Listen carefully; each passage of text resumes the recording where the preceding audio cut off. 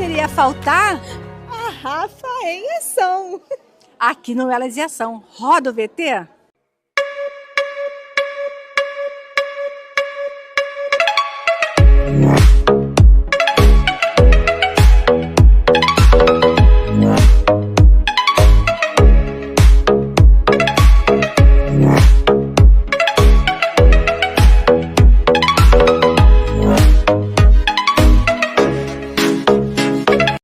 Sou Rafaela Margarizo, nós estamos aqui na sede da OAB em Duque de Caxias, onde eu tive o prazer de conhecer a Rose, né? E a Rose me contou um pouco do caso que aconteceu com a filha dela 9 anos atrás, numa rede particular, aqui mesmo em Duque de Caxias. Sua filha Alice, de 2 anos, que por negligência médica acabou ficando com paralisia cerebral. E a Rose está aqui, né, Rose?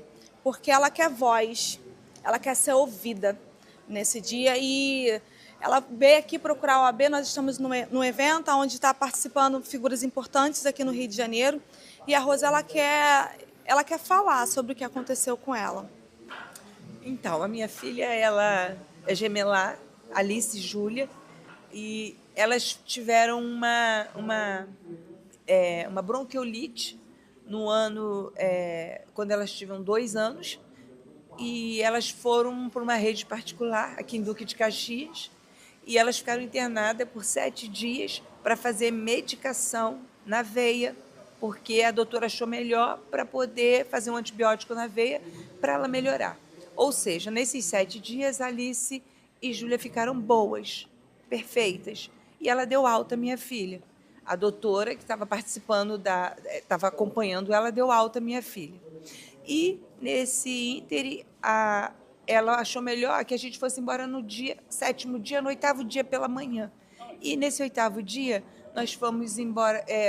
À noite, no dia anterior, a técnica de enfermagem colocou um rim de inox em cima da mesa no quarto para fazer inalação na Alice e na Júlia.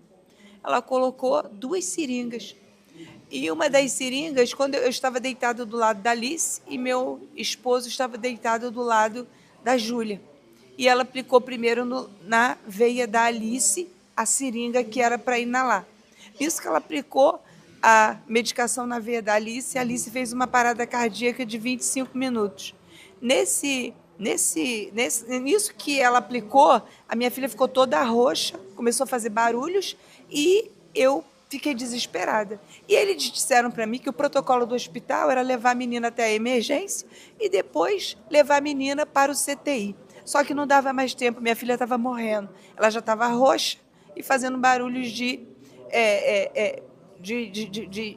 ela não estava mais conseguindo respirar. E nisso ela pegou e o médico chegou, pegou ela direto e levou ela para a emergência. Eu só fui ver minha filha depois disso. Isso era meio-dia, meia-noite, alguma coisa. Eu só fui ver minha filha 5 horas da manhã, muito inchada e não fazia mais movimento nenhum, estava entubada, totalmente entubada e amarrada. Nisso, eu nesse ínterim, a minha ficha ainda não tinha caído, o que tinha acontecido com a minha filha, mas no outro dia, eles levaram ela para fazer um exame do cérebro e detectou que minha filha estava totalmente paralisada. Ou seja, ela não falava mais, ela não virava mais o pescoço, ela não andava, ela não se mexia, ela ficou totalmente paralisada. E ela teve que traqueostomizar. Depois de 15 dias, ela traqueostomizou e ela ficou ela ficou no hospital por alguns dias e ela foi transferida para um outro hospital, que ela foi muito bem cuidada lá. E ela, depois da traqueostomia, ela foi para casa com home care. E a Júlia, perfeita, a irmã dela, não foi administrada a medicação, ela ficou perfeita.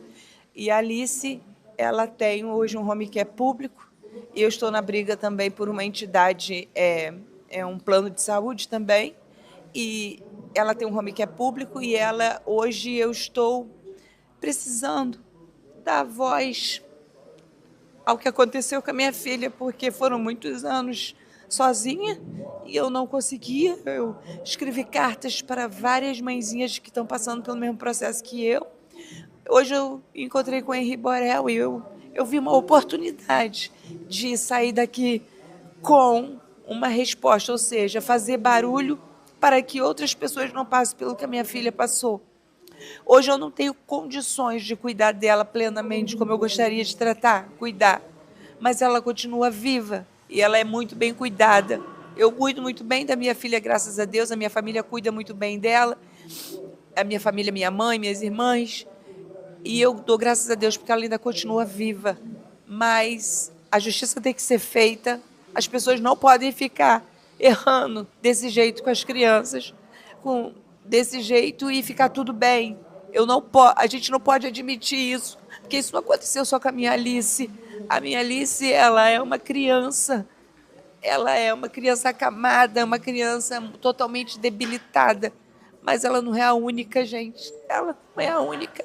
Agora aconteceu com a outra Alice, filha da Bruna, e eu preciso muito, muito, muito, muito dar voz a isso. Eu preciso gritar pela minha filha, eu preciso de ajuda, eu preciso que vocês entendam que isso não acontece só isoladamente com uma pessoa, isso acontece com muitas pessoas e muita gente não sabe, muita gente não está dando voz a essas coisas.